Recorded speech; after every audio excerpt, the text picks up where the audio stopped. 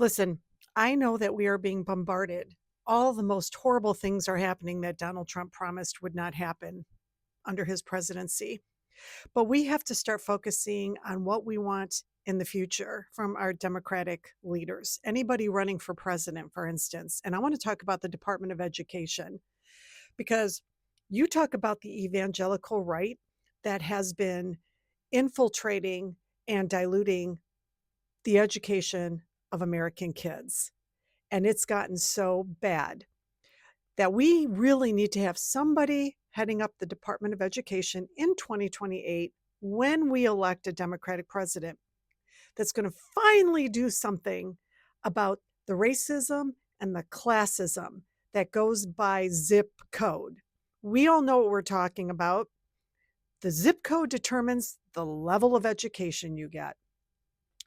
And that needs to become the great equalizer, providing all kids with a really strong education so that, let's face it, the more educated they are, the less prone they will be to succumbing to a cult.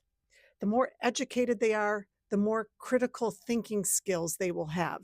And there's a direct correlation between whether they vote Democrat or whether they vote Republican. And I'll take it even further, what kind of Democrat they vote for, a corrupt Democrat or one that's for by and of the people. Like educating our kids is so critical. And we need somebody in there that's going to finally do something about this anti-woke movement that has caused our LGBTQ kids to be demonized. That's resulted in book bans. We got to finally do something about Prager University books being in our schools.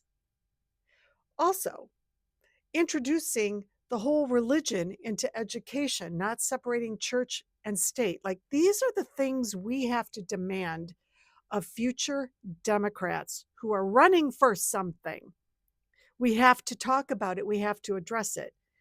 This is where we really turn the ship around.